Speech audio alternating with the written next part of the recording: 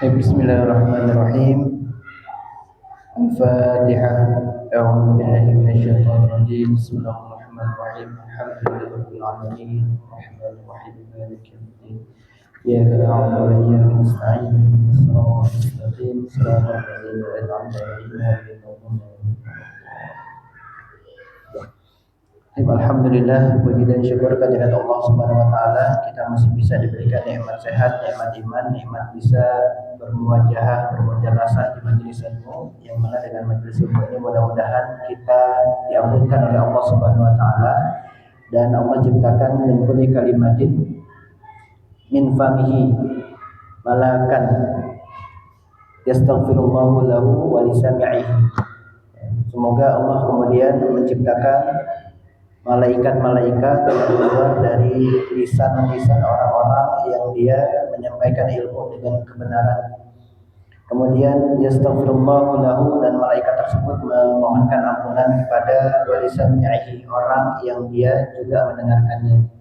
Bahkan bukan hanya dari itu, lepas dari majelisnya juga Allah Subhanahu wa taala kemudian masih memberikan ampunan taufin orang-orang yang terampuni insyaallah. Baik, sebelum kita lanjutkan materi kita terkait hukum mad, izin menyampaikan salah satu adab dari mempelajari Al-Quran adalah sebelumnya kita membersihkan hati kita. Ya, kita membersihkan hati kita. Diriwayatkan dari Rasulullah SAW secara sahih bahwa beliau bersabda, "Ala inna fil jasadi mudghatan idza salahat salahal jasadu kulluhu wa idza fasadat fasadal jasadu kulluhu ala wa hiya qalbu." Ala, ingatlah, inna fil jasadi mudghah, dalam jasad kita itu ada segumpal darah. Idza salahat, apabila ia baik, salahal jasadu kulluhu, maka seluruh jasadnya akan dalam keadaan baik. Wa idza fasadat, apabila kemudian ia rusak, fasadal jasadu kulluhu, maka seluruh jasadnya juga rusak. Ala, ketahuilah, wahiyal qalbu, itu adalah hati. Nah, hati ini dia cuma segumpal daging. Kalau diukur, ya karena kami ini orang sains juga, diukur itu cuma segenggam tangan kita. Kecil, tapi dia mengatur seluruh yang ada di jasad. Bahkan para ulama itu membedakan antara daging hati yang secara biologis anatomi itu ada, dengan daging hati yang dia bentuknya lembaran. Jadi rupanya setelah ada satu penelitian menyebutkan bahwa hati itu dia punya organ tersendiri, bukan hati yang sekarang ada di organ tubuh kita, tapi memang ada bagian satu kerat daging di dalam tubuh kita yang kalau dia itu baik maka baik seluruhnya. Apabila itu dia buruk maka buruk seluruhnya. Maka kadang-kadang hati ini yang bisa membuat seseorang itu menjadi kesulitan dalam mempelajari Al-Quran, dalam menghafal Al-Quran, dalam mentadabburi Al-Quran, dalam mengamalkan Al-Quran, dalam mengajarkan Al-Quran. Maka prinsip paling utama pada saat kita sudah mau belajar Al-Quran adalah kita menyucikan hati kita dari sifat-sifat yang memungkinkan Al-Quran itu nggak mau masuk ke dalam hati kita. Karena Al-Quran itu adanya di sudur, maka kami akan kumpulkan Al-Quran di dada-dada kalian, di sudur. Dan hati itu tempatnya di dada. Jadi Al-Quran itu nggak akan masuk ke orang-orang yang dia hatinya kotor. Ya, bahkan ini dikatakan oleh sebagian ahli ilmu, al-ilmu harbun lil fata al-muta'ali. Ilmu itu pantangan bagi seorang pemuda al-muta'ali yang tinggi hati. Kasaili harbun lil makanil 'ali. Sebagaimana air pantang mengalir ke tempat tinggi. Jadi Al-Quran ini posisinya harus lebih tinggi dibandingkan dengan apa yang ada di hati kita. Jadi kalau kita masih memikirkan posisinya, posisi dunia, posisi yang lain, itu nanti ngapal itu hanya belajar Al-Quran itu cuma modal capek aja. Cuma meluangkan waktu hanya sekedar menggugurkan kewajiban. Oh iya, saya mau belajar aja. Nanti dapatnya hanya capek. Ini yang bedakan seorang ahlul Quran yang disebutkan dengan ahlullah dengan orang-orang biasa. Makanya kan kemarin kita sampaikan juga bahwa Allah itu punya keluarga, punya ahlul, punya keluarga dari kalangan manusia. Itu siapa? Orang-orang yang dia senantiasa membersamai Al-Quran. Wa khassatuhu. Dan kemudian orang-orang yang hafal Quran, orang-orang yang bersama Al-Quran itu dipilih lagi sama Allah. Jadi nggak semuanya. Makanya kita bisa temukan ada orang hafal Quran 15 juz, 20 juz, 30 juz, tapi perkataan masih buruk, perkataan masih kasar, kelakuan masih di luar kendali, ya. Dia nggak beriman, tidak bertakwa, tidak sesuai dengan prinsip-prinsip ayat-ayat Al-Quran yang dia hafal. Maka ini penting sekali menjaga hati kita pada saat kita sudah mulai mempelajari Al-Quran. Makanya ketika Al-Quran itu dia sama aja, cemburunya sama ilmu-ilmu yang lain, nggak mau disatukan dengan hal yang lain, apalagi dengan dunia. Sehingga ketika kita sudah memutuskan untuk bisa menyimak belajar Al-Quran, maka yang harus kita pastikan adalah kondisi hati kita memang tulus ingin mempelajari ayat-ayat Allah. Maka dengan seperti itu akan masuk, Pak. Makanya nggak jarang ada orang yang usianya sudah 90 tahun, 80 tahun, itu bisa hafal Al-Quran dalam tempo yang singkat. Karena udah nggak ada lagi yang dipikirkan. Sudah nggak ada lagi yang dipikirkan, sudah nggak ada lagi yang harus mengganggu hatinya. Itu sudah nerima semua. Pokoknya saya ingin menghafal Quran. Dan itu kami menyaksikan tahun 2016 ya. Ada nenek-nenek usianya 86 tahun menghafal Quran itu selesai 21 hari. Mulai dari nol ngafalnya, mulai dari nol. Dari tidak punya hafalan sampai selesai itu 21 hari. Secara rasionalisme otak kita, logika kita itu tidak masuk. Masa ini selesai 21 hari, yang pemuda saja itu belum tentu selesai 21 hari. Ini nenek-nenek usianya udah 86 tahun sudah renta. Jadi vonis nenek ini punya Alzheimer. Tapi rupanya Alzheimernya nggak bisa menghalangi si nenek ini ngapal Quran. Akhirnya Alzheimernya menyingkir, Al-Qurannya yang muncul. Nah, ini yang harus kita tanamkan di dalam hati kita. Nah, makanya ini sambil tadabbur kita ya dari ayat ini, coba silakan dibuka Al-Qurannya. Kalau enggak yang di HP-nya ada aplikasi Al-Quran, boleh dibuka An-Nisa ayat 32. Surah An-Nisa ayat 32. Yang di handphonenya ada Al-Qurannya boleh aplikasi Quran, atau yang mengambil Al-Quran di belakang juga boleh, diambil dulu. Gak bawa HP, berarti pakai Al-Quran, diambil ya. Di Quran surah An-Nisa ayat 32. Ini adalah yang paling sering terjadi pada diri kita. Ya, ini terkait dengan apa? Terkait dengan iri terhadap apa yang orang lain dapat.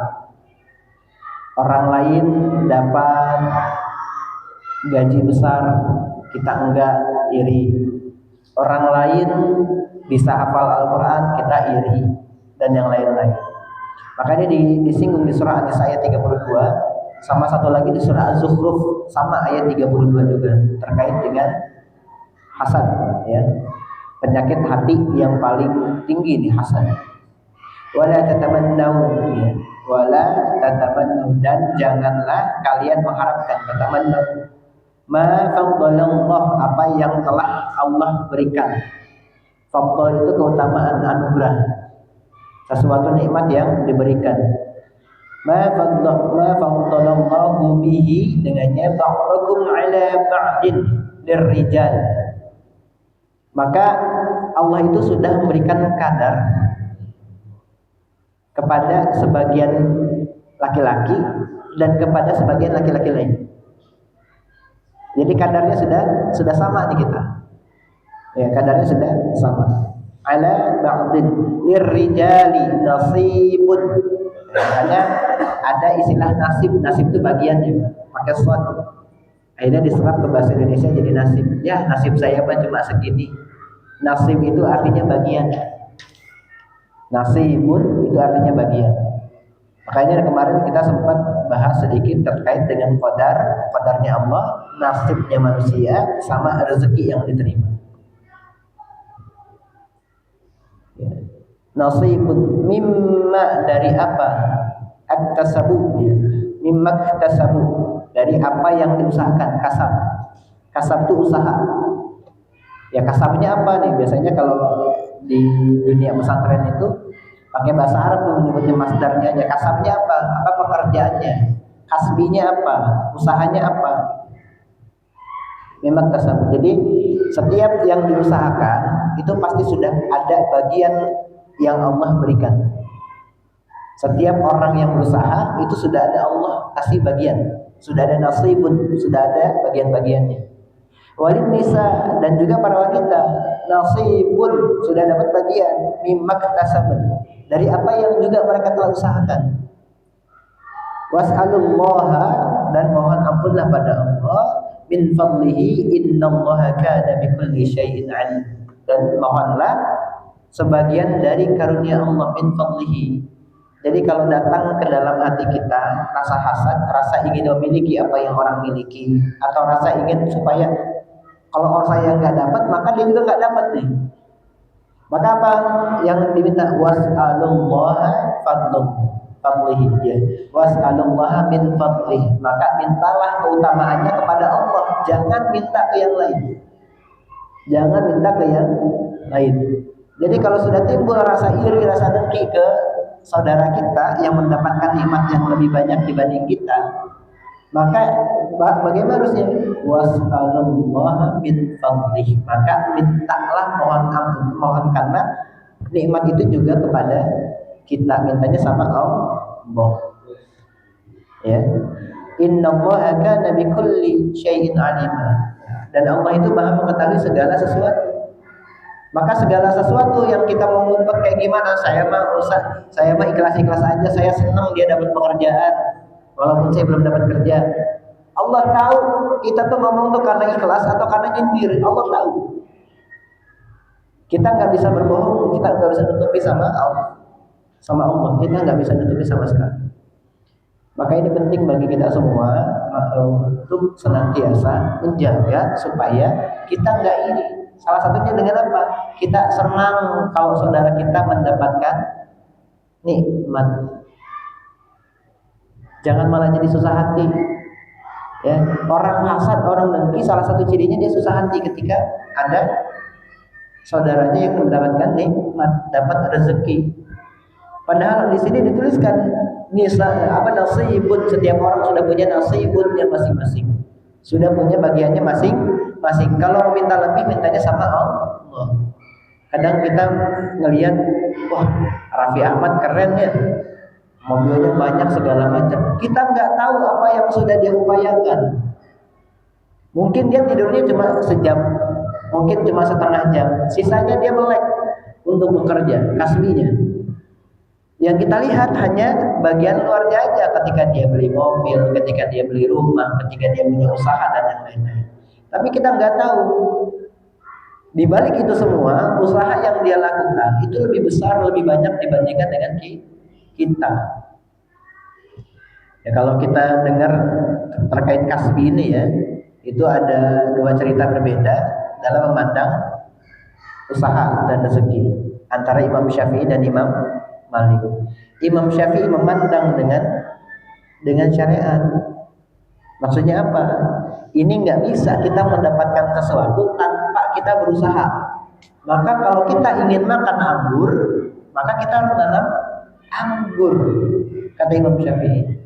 Nggak bisa kita hanya berdiam diri saja. Kita ingin anggur tapi kita diam aja, nggak bergerak. Tapi kemudian Imam Malik melihatnya dengan kacamata hakikat. Hakikatnya setiap rezeki diatur oleh Allah, bukan oleh usaha kita.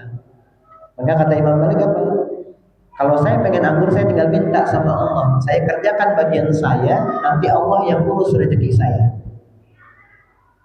Dua-duanya benar atau dua-duanya salah? Atau salah satunya benar? Dua-duanya benar, Pak.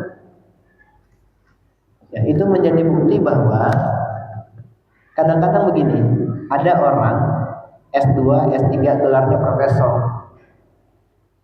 tapi hartanya nggak lebih banyak dari yang dia lulusan SD. Rezekinya lebih banyak yang lulusan SD, ternyata usahanya lebih banyak. Sementara yang profesor ini, dia nggak ada usahanya, Pak. Usahanya ya memang karena usahanya di bidang pendidikan. Jadi dia nggak nyangkul ke sawah, nggak ngangon kambing gitu kan, kerbau dan yang lain, nggak pernah main kotor. Orang nggak tahu ternyata ini menunjukkan bahwa apa? Setiap gelar ilmu yang dipunya itu tidak menentukan rezeki seseorang. Kadarnya tetap Allah yang memberikan. Jadi jangan heran ada orang dia nggak sekolah tapi hartanya banyak. Artinya apa? Itu bentuk dari kekuasaannya Allah. Jangan merasa bahwa ketika kemudian kita ini nggak S1, kita nggak sarjana dan yang lain-lain, kemudian kita merasa lemah di hadapan orang-orang yang sarjana. Karena di hadapan Allah itu nggak menentukan. Pembagian rezeki itu sudah ada kadarnya, sudah ada takarannya.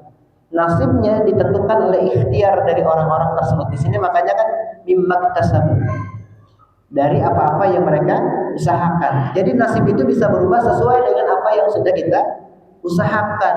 Itu nasib. Udah nasib saya jadi orang miskin. Bukan. Itu nggak bisa. Miskin itu bukan nasib. Miskin itu bisa jadi takdir kalau seandainya tidak mau merubah nasib. Nah ini penting kita menjauhkan sifat hasad. Artinya apa? Kalau kita sudah merasa hasad sama seseorang, hati kita ini sudah mulai kotor, hati kita sudah mulai tinggi, mulai sombong, mulai takabur, maka bekerja itu lebih baik dibandingkan dengan ngomongin orang yang dapat nikmat itu. Allah minta kita secara eksplisit ini apa? Nyuruh kita untuk fokus sama pekerjaan kita aja. Bisa jadi nikmat yang diterima orang, dia nikmatnya lebih besar dibanding saya. Padahal saya kerjanya udah dari pagi, dari sampai malam. Nggak ketemu anak, kadang ketemu anak sejam 2 jam. Atau berhari-hari nggak ketemu anak ya filenya. Tapi itu sesuai rezekinya. Ada orang yang ketemu anak tiap hari. Minta uang buat jajan, nggak bisa ngasih jajan. Kenapa? Karena barangkali nggak berusaha bapaknya. Usahanya kurang. Nah maka ini di sini setiap orang itu punya nasibun masing-masing sesuai dengan kasbi yang sudah dia keluarkan, sesuai dengan usaha yang dikeluarkan.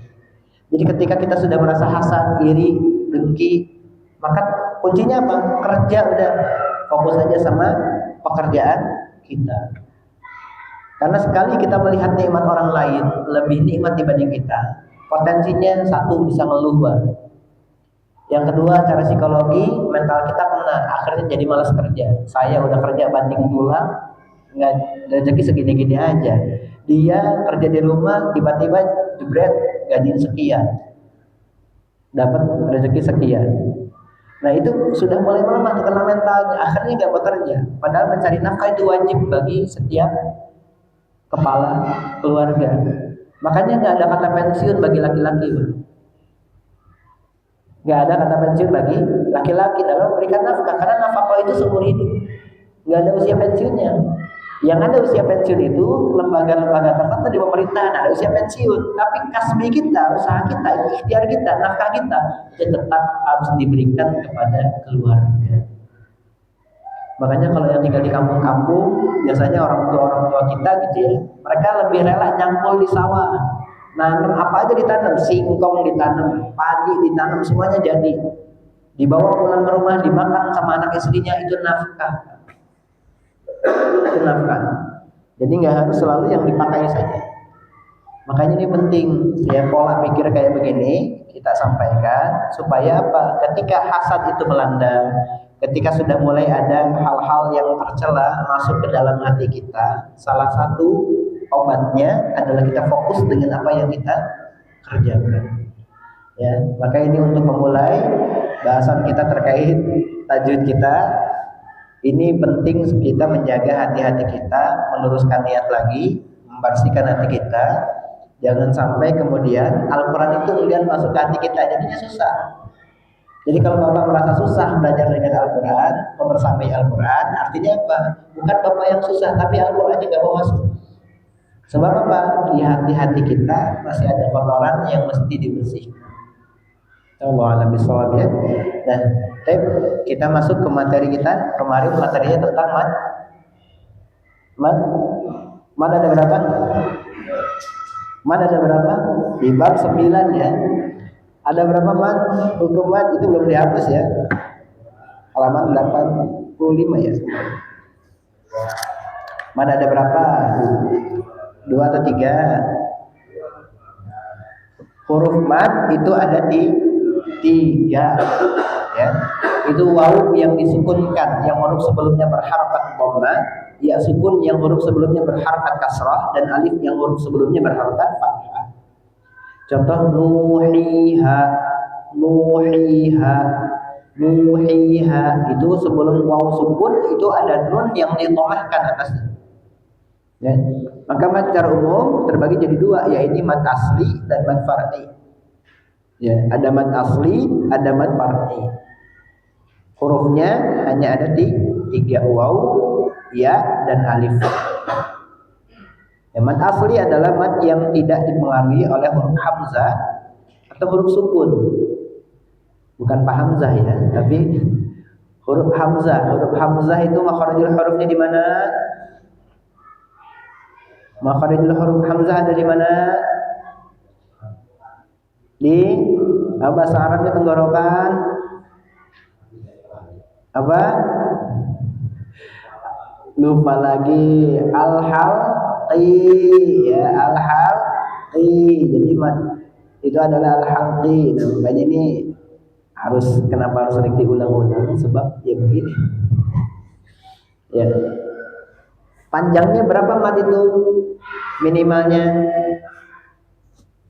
2 harka ya. Ya, jadi ini contoh misalkan kola contoh ya, yu'minun kola. Jadi enak kalau belajar hukuman itu, lihat aja ada huruf ya, ada waw, ada alif enggak ya. Contoh misalkan ini kan memiliki mad tabi'i atau mad asli ini. Nah, kola. Ini nih ada alifnya kan? Ada kola. Ini yang dimaksud dengan fat. Huruf sebelumnya difathahkan, kemudian ada alif, makanya dibacanya panjangnya 2 harakat. Ini mad apa? Mad apa ini? Mad asli. Kola. Mad tabi'i ada maliki. Iyyaka. Nah ini kalau ada tasydid begini, ini harus agak ditekan. Iyyaka. Ini harus agak diayun dan ditekan. Ya. Tapi bukan digunakan, hanya diayun dan ada penekanan saja. Kemudian yadkhuluna. Ini ada huruf, ada syaratnya apa? Ada wawu sukun dengan dhamma. Nah, jadi ini ada wawu sukun. Ini syaratnya ya. Syarat mad itu ada wawu sukun plus dhammah sebelumnya, di huruf sebelumnya ya. Ada dhammah ya di huruf sebelumnya.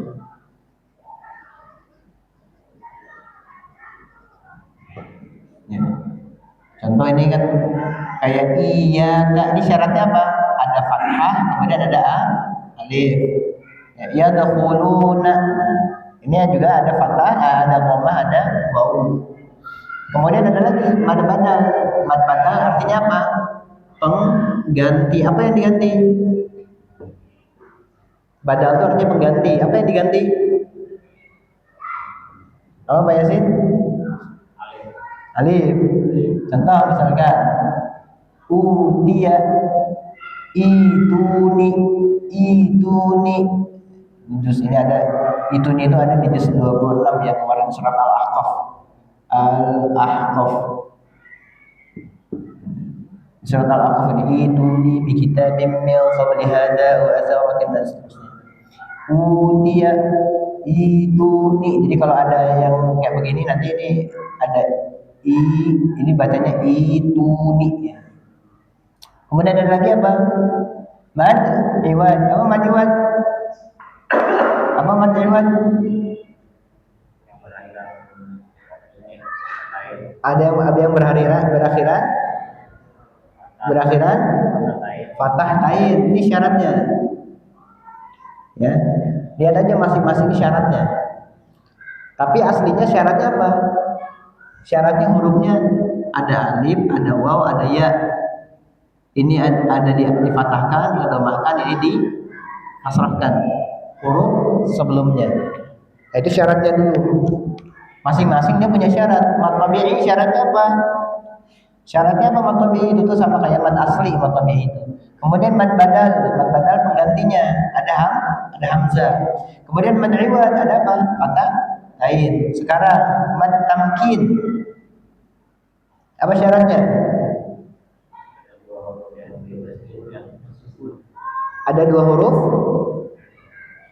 huruf iya yang ditasydidkan, maka ini syaratnya huruf iya. Huruf iya bertasydid, tambah tasydid. Nah, ini rumusnya. Tapi mohon maaf, ini harus diingat berarti. Biar ingat gimana caranya, harus rajin-rajin baca. Ini nggak ada cara lain, harus rajin-rajin praktek. Kemudian nganalisa, minimal satu halaman. Ustaz, satu halaman kebanyakan, ya udah setengah halaman. Masih kebanyakan, ya udah 3 baris. Masih banyak juga, sebaris dah udah. Kebanyakan Ustaz, ya udah 1 kata, 1 kalimat. Ya, 1 ayat dah gitu, 1 ayat. Ya, minimal ada belajar nganalisanya. Oh ini mad ini. Harus ada unsur berjuangnya.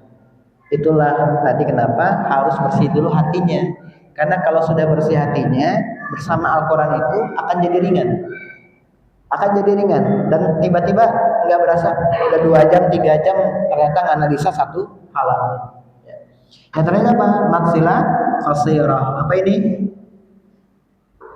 Syaratnya apa? Apa?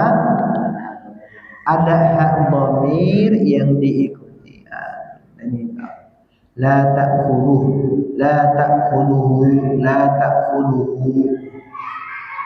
Nah, dan intinya kalau mad itu dibaca minimal 2 harakat. Tidak boleh 1 harakat. Ya. Nah, jadi ada mad asli, kemudian ada mad tabi'i, ada mad badal, ada mad iwad, mad tamkin, mad silah qasirah. Ini masuk mad asli menurut qiraah Imam Hafiz dari qiraat Imam Asim. Ya, kemarin kita bahas terkait dengan qiraah Hafiz itu yang biasa kita baca. Makanya tajwid yang kita pelajari sekarang ini landasannya ke qiraah hafs. Karena nanti kalau ada qiraah yang lain, aturannya beda lagi. Matabi'inya kayak gimana beda lagi, Pak. Nah, makanya kalau misalkan kita nggak bisa belajar seluruh qiraah, maka minimal satu qiraah kita belajar. Ya, ini salah satu. Nah, keterangan ya di sini kan ada halaman 87 terkait mad silah qasirah, kemarin belum sempat kita bahas lebih lanjut, yaitu huruf ha dhamir yang tidak didahului maupun diikuti huruf sukun bertemu selain huruf hamzah. Contoh, wa imra'atuhu hammalatal hatab la ta'khudhuhu sinatun wa la nawm. Ya, ini mad silah qasirah. Nah, nanti banyak ya, ini ada madiwan aliman hakima. Makanya ini sempat kemarin itu ada yang bertanya ke saya itu ya. Ini jadi polemik di salah satu masjid di daerah Jonggol.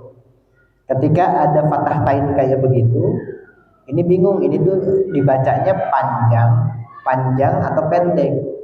Ternyata dia dibacanya pendek, Pak. Pas ketika tadarusan dibacanya alima katanya. Cuma gitu doang. Terus kata temennya enggak, itu dibacanya aliman. Enggak, kalau berhenti enggak aliman, kalau wakafnya alima. Yang benar yang mana? Alima. Mereka tahu prakteknya, tapi enggak tahu itu secara teori hukum apa. Enggak, kata guru saya itu begitu. Enggak, salah itu. Emang teorinya apa nih? Itu sampai debat katanya.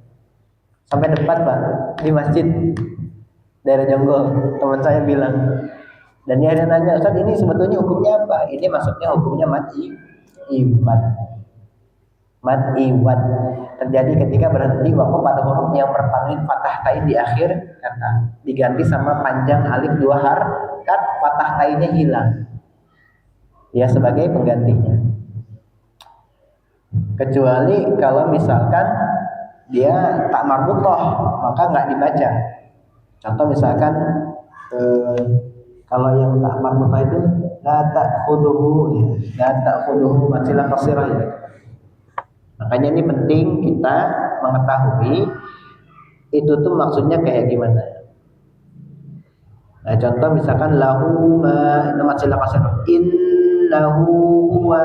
Innahu ini masilah qasirah lagi. Ini biasanya banyak innahu.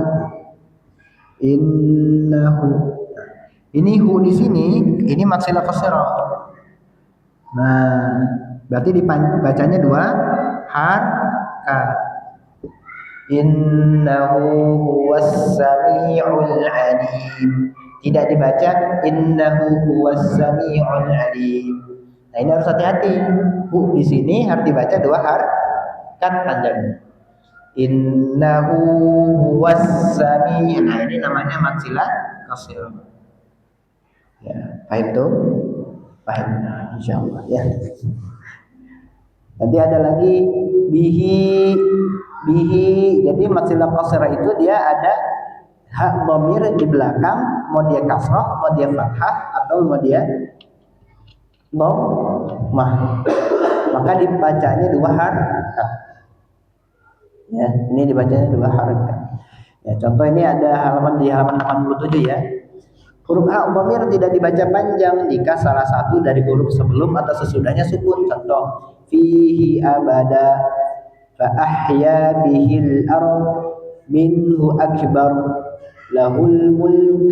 Nah, ini hurufnya tidak dibaca panjang. Karena huruf sebelum atau sesudahnya sukun. Fa ahya bihil ard minhu akbar. Jadi tidak dibaca minhu akbar.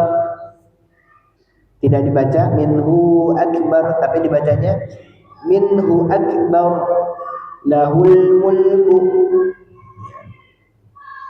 fihi abada. Nah, pengecualian ada di surah Al-Furqan ayat 69. Yudha'af lahul 'adabu yawmal qiyamati wa yakhlud fihi muhana. Fihi muhana.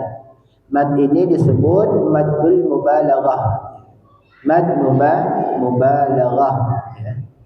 Mad mubalaghah ini khusus di surah Al-Furqan ayat 69. Ya. Nah, pusing Pak? Kalau pusing nggak apa-apa, bagus, berarti tandanya belajar, artinya lagi mikir. Kalau nggak pusing, aneh ya. Kalau nggak pusing aneh, artinya tidak berpikir. Nah, kemudian lafaz di yardahu surah Az-Zumar ayat 7 tetap dibaca satu harkat, baik waqaf maupun wasal, meskipun sebelum dan sesudahnya merupakan huruf hidup. Wa in tashkuru yardahu lakum. Yardahu lakum. Jadi tidak dibaca yardahu lakum, tapi dibacanya yardahu lakum. Yardahu lakum dibacanya satu harkat saja. Selain huruf dhamir, dia tidak dibaca panjang. Contoh, fawakihu katsirah, la illam yantahi lanasfa'an ma nafqahu katsirah, ma nafqahu katsirah. Selain huruf ha dhamir tidak dibaca panjang. Penting ini, mantap ya. Selanjutnya adalah mad far'i. Mad far'i yaitu kebalikan dari mad asli, yaitu mad yang dipengaruhi oleh huruf hamzah atau huruf sukun. Ukuran panjang mad far'i ada 2, 4, 5, dan 6 harkat. Nah, diingat Pak, 2, 4, 5, 6 harkat. Ini kebalikan dari mad asli, mad far'i itu. Jadi kalau mad asli ini dipengaruhi sama huruf hamzah atau huruf sukun. Dibagi jadi 3, 1 mad yang bertemu huruf hamzah, 2 mad yang bertemu huruf sukun asli, dan 3 mad yang bertemu huruf sukun karena waqaf. Contoh mad far'i yang bertemu huruf hamzah dibagi 3. Pertama, mad wajib muttasil. Mad wajib muttasil yaitu mad yang bertemu hamzah dalam kata yang sama. Mad wajib muttasil ya, bertemu hamzah di dalam kata yang sama. Contoh, idza jaa boleh dibaca 2 harkat, boleh dia dibaca 4 harkat, boleh 5, boleh 6.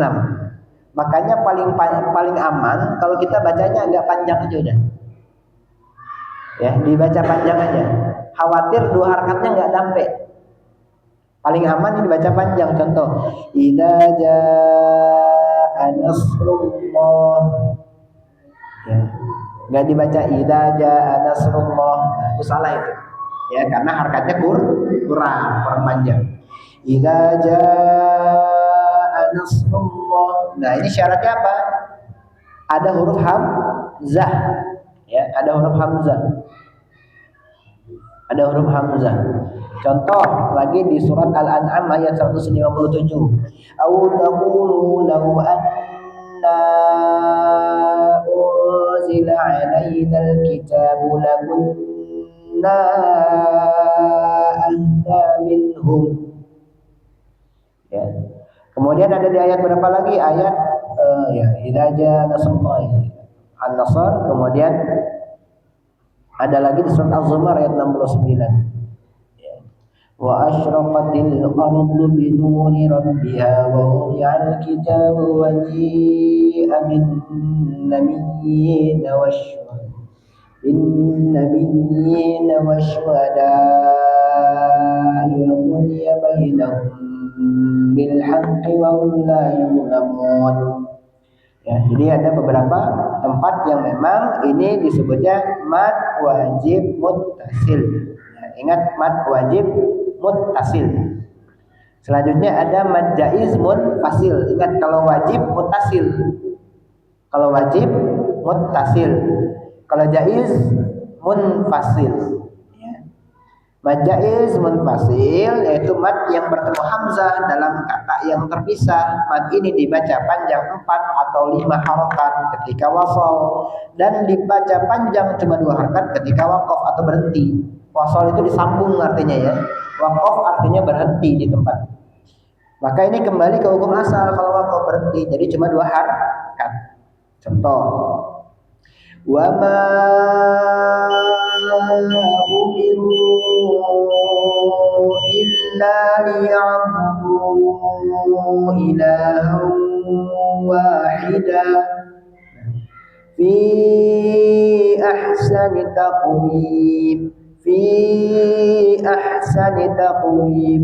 Nah, kalau enggak yang tadi wa ma umiru illa liya'budu. Nah, itu kalau berhentinya di waqaf maka jadi 2 harkat. Wa ma umiru illa liya'budu. Nah, itu berhenti jadi 2 harkat, kembali ke hukum asal huruf mad. Wa ma umiru illa liya'budu ilahan wahida. Ada apa itu hukumnya? Tadi mad aslinya apa? Mad iwad. Mad iwad tuh. Mad iwad kan? Mad iwad yang akhirannya ada fathah ain, dibaca 2 kali. Fi ahsani taqwim. Jadi kalau mad wajib munfasil itu hamzahnya terpisah dari huruf. Contoh ini ya. Ada mad wajib muttasil, ada mad jaiz munfasil. Ini syaratnya apa? Kalau mad jaiz munfasil, syaratnya dia hamzahnya ada ininya nih, alifnya. Jadi terpisah dengan huruf. Kalau ini nggak ada. Misalnya idza ja. Nah, ini syaratnya dia masih satu jaa zaidun, telah datang Zaid. Jaa itu dia masih masuk satu kata. Makanya ini mad wajib muttasil. Kalau ini enggak. Nah, kalau seandainya ini kalau ini idza ja, mungkin nggak begini. Nah, makanya syaratnya kalau jaiz munfasil ininya begini, hamzahnya. Kalau jaiz wajib muttasil syaratnya begini, dan dia dibacanya berapa? Bisa 2, bisa 4, bisa 5, bisa 6. Mau dia wasol atau waqaf. Mau dia lanjut atau berhenti. Ya. Sementara kalau ini nanti dibagi 2. Ini bisa jadi 4, bisa 4 terus bisa 2 nggak? Bisa jadi 2. 4 bisa 6 bisa 8. 8 ya? Ini kalau wasol dilanjut. Kalau yang ini 2, ini kembali hukum asal. Jika waqaf atau berhenti. Ya, itu bedanya ya. Ini kadang-kadang mentang-mentang dia mad jaiz munfasil, akhirnya dibaca panjang terus meskipun waqaf. Mestinya ini tidak dibaca panjang. Misalkan ya ayyuhal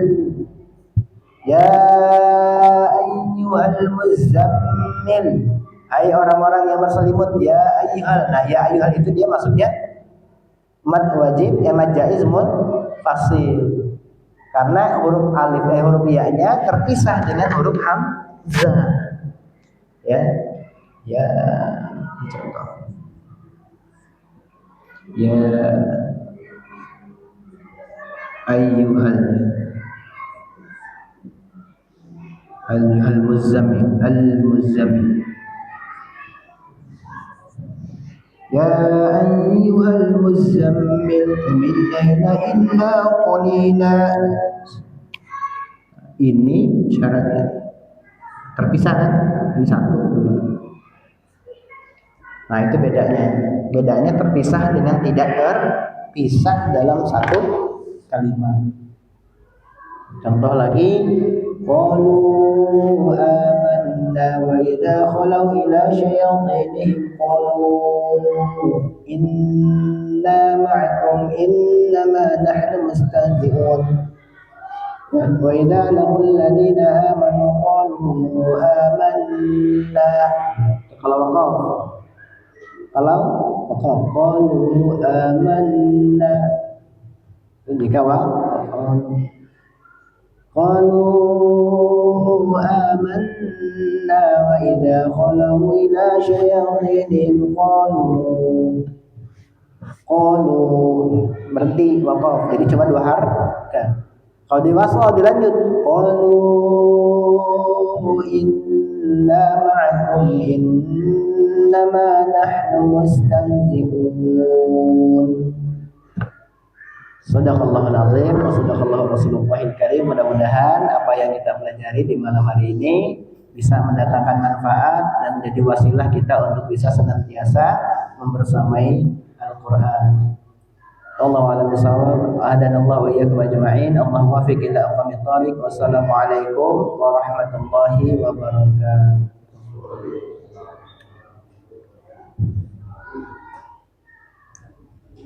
Pembahasan mad. Pak Edi, matiin Pak Edi. Yang azan banyak nih.